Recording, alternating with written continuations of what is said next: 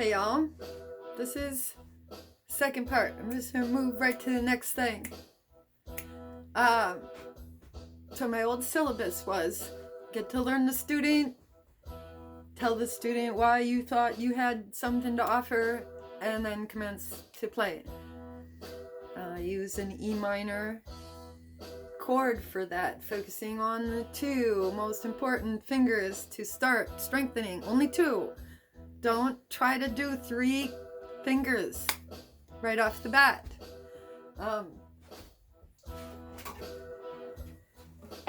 Always have a beat in overtime. Most people have to be rehabilitated from not working over a beat. They have spent a large amount of time not relating to any beat. Think about that for a second. The part of the time that you spend, because that's music is so much about time. When we talk about 4/4 time and 1, 2, 3, 4, that's all about time. Time is passing. Normally, time is passing, and it's just like television running or maybe radio chatting, day-to-day life going on. But in music, you have a drummer that's marking it out. That is time passing, right? Later on, we're going to talk about how chords change while time passes. But when I'm starting out, I always focus on that one groovy thing, that one old thing from medieval times, the drone, the sitting on the one, the only no chordal movement. But that little E minor, that goes up and down.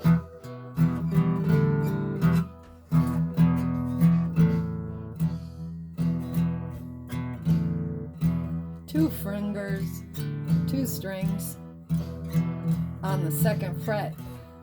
But the most important part is that up and down. Why do I say that? What is the single greatest limitation on how long somebody plays guitar when they haven't been playing guitar lately a lot? What's the thing that makes them stop and quit? And quit spending time doing music, making that time really short when you're playing guitar. Why, it's your fingertips are sore, right? So, while we're building up the time we can use those 2 fingers, we're also experimenting with the sound that you get when you lift your fingers is one sound. And when you put your fingers down, it's another sound. What else is happening? Your fingers are moving. They're not holding still. Now, I've tried to show this to people a million times, and they don't get how important it is. It's huge. And I don't have the link, but I once upon a time, and probably did save to my liked videos somewhere, a video of Mark Knopfler showing people to do the E minor chord and lift it up and down as their beginning thing when they're learning how to play guitar. Serious. So I stumbled across this in the process of my teaching. I've talked about the years in which I could teach the way I wanted to, and I just observed and put together this thing that starts not with what other books and other regimens suggest. The only other person that I've found so far, and I'm always looking, is a YouTube video of Mark Knopfler giving beginning guitar lessons. And I'll try to find that link and put it under this video, because it really does exist. At any rate, it's awesome. Now, what is also going on here with this drum going on is that we get back into it according to what's happening with this drum, and we call it getting orphy now.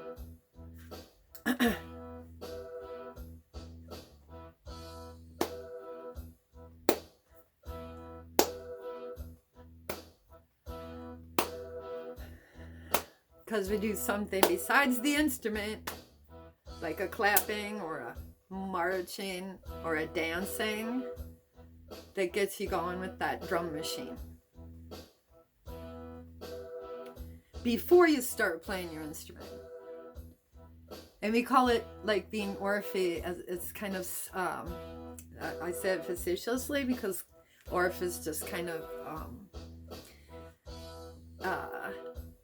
cultural appropriation of a bunch of really kind of norms from other cultures than Western.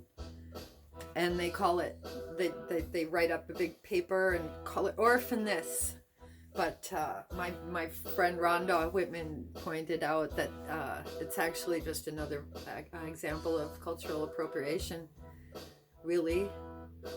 Anyway, you could get into arguments with people about stuff like that. I'm quite sure of it. Anyway,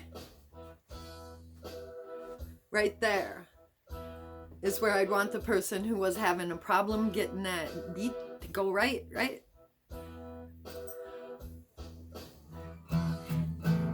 And then, of course, and the videos that I'm doing, like the goal is that you play along, you know, like I say stuff and you play along. That's what this video type of my, as I develop these, that's what they're for.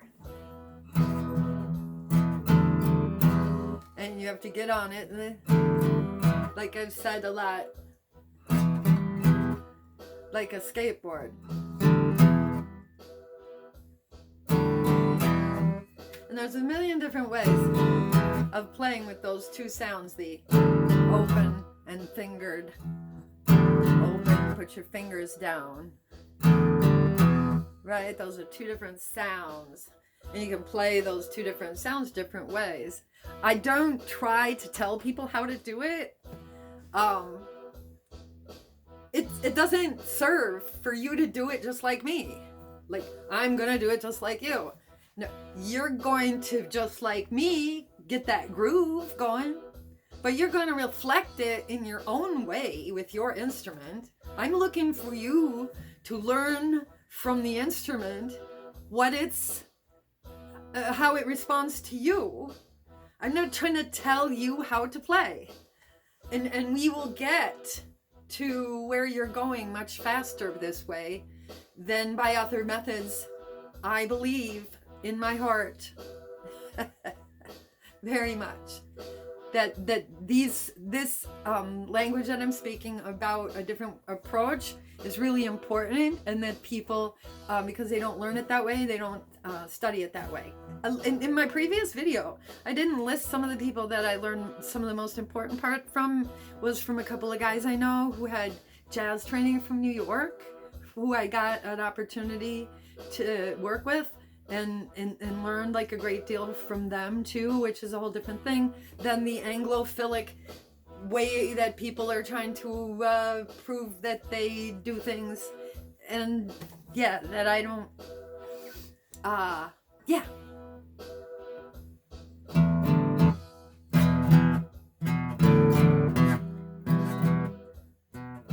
So I'm not going all the way across all 6 strings. I'm just doing part of that,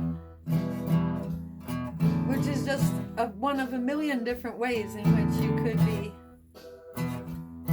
strumming. If you find yourself being real tense about it, which is what I usually find the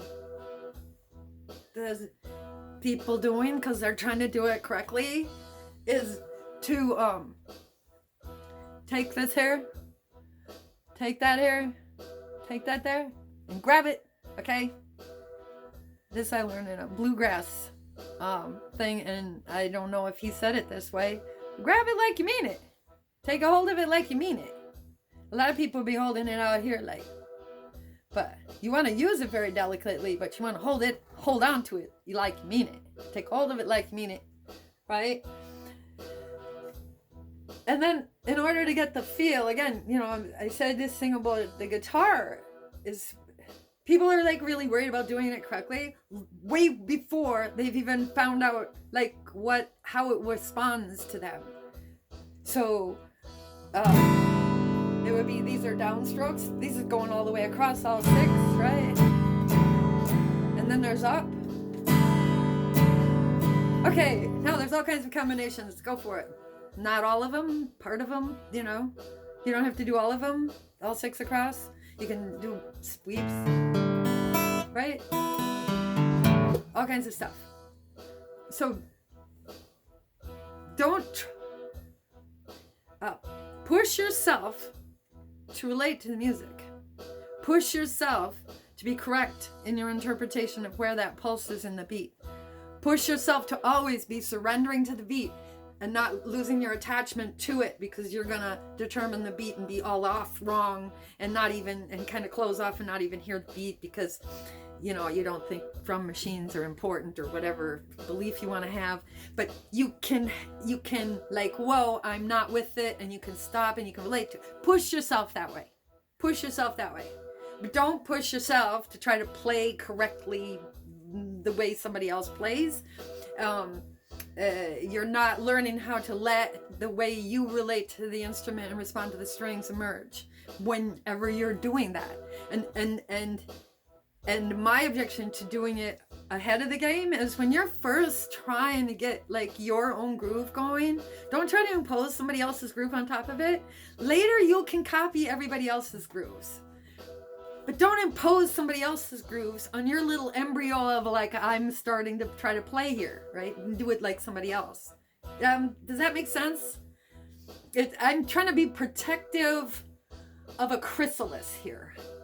And I'm trying to get to where you emerge your own way, as opposed to that corresponds and responds and relates to perhaps something I might be doing, right?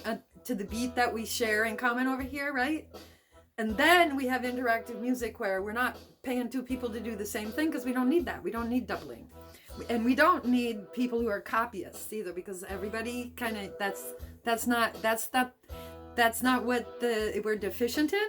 We're deficient in originality, right? So if we're deficient in originality, why would we be forcing new beginners to do it the same way as somebody else? You see what I'm saying?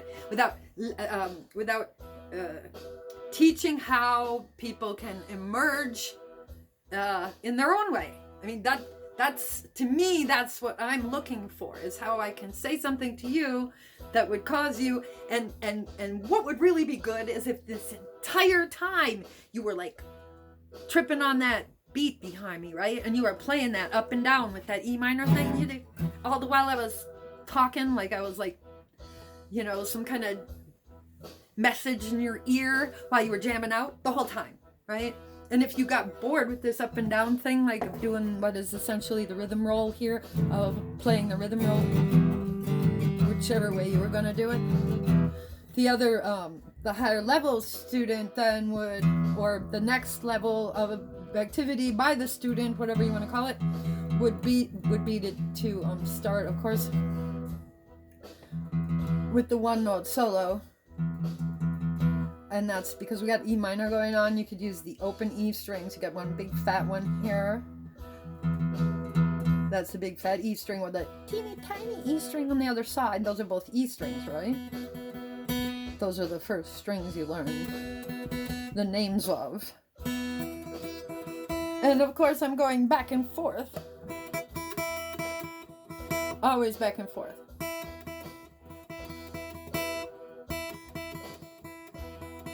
That's what you're working for. And you're not working for this kind of back and forth. You're working for only enough back and forth to do the job, which would be just barely any movement, right? You always don't go a distance you don't need to, right? So you want to go back and forth only enough to do the job, which would be the width of the string, if you were really getting focused in there. Okay, so rhythm roll.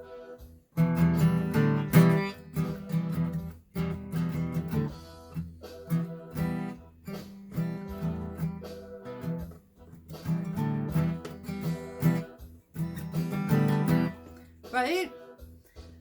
It's real easy to overpower it, right? So you have to keep yourself focused on something outside of yourself, right? The whole time. See? That's different. You're in a space where you're doing that as opposed to a space, if I turn this off and I can do whatever I want and it's not relating to anything else because I'm jamming by myself in my room or whatever. See what I'm saying? Big difference. It's a huge difference. Huge. So that would be the first page. I do this thing where I have this first page, and it's the E minor, and you're going up and down, and you're just hearing and experimenting with all the different ways. And then you go to the one note solo, which is up for the string. And the next level is to go fit. Now, what tends to happen is people take too many notes. Try to do a lot of notes. That's why the jazz players always teach the one night solo. I'm kind of amazed at how many people have never been introduced to it. So, it's a jazz technique. Make that one note interesting. Because that's what we're doing here. We're sitting on one chord, right? We're just doing one chord. We're not doing chord changes, right? This is not a chord change.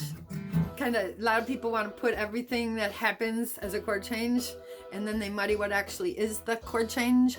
We are just sitting on the one here. Sitting on the one. That would be in jazz charts a Roman numeral 1.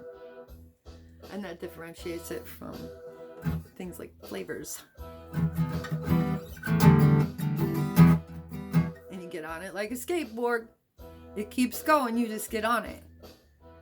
You know, like, we're going to start here now. And that doesn't do that. You can do that to people, but you can't do that to the drum machine. You have to get on it with where it's at.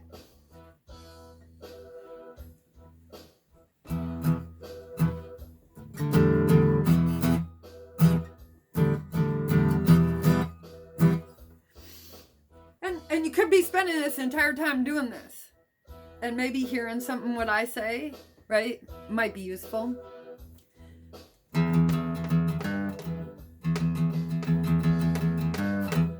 And that would be a bass line. That is essentially, that's what a bass line is. And that's what a guitar solo is. I'm using 2 notes. Right? And the most important thing to practice is what? Placing them right. You know, getting them within the timing of what's happening with this here beat. Right? And that's what you're practicing. You're not practicing a song. I mean, there is a song. I would sing a song in my class. It was a takeoff on a Thunderbirds tune.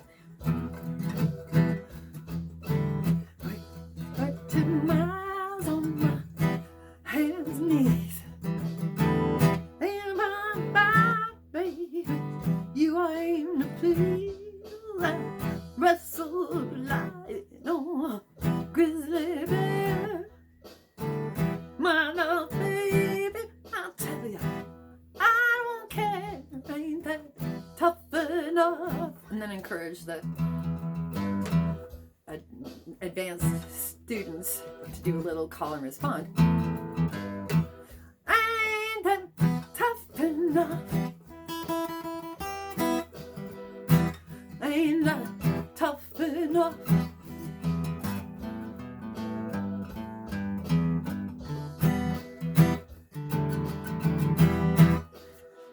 Over 1 chord. Next time, we do chord changes, right? But this is just a jam over 1 chord, right? And what you've got is a rhythm part, and you've got some bass ideas, and you've got a suggestion of what you might do as a guitar solo, as a solo ideas, right? Some little call and respond going on in there, right? And the idea, are you tough enough, has to do with whether or not your fingers are tough enough. Okay, so that was kind of how I built my first lesson. And this is a video that is 20 minutes long about that. So I laid that down in my series. Next, I think I'll talk about going back and forth between G and C.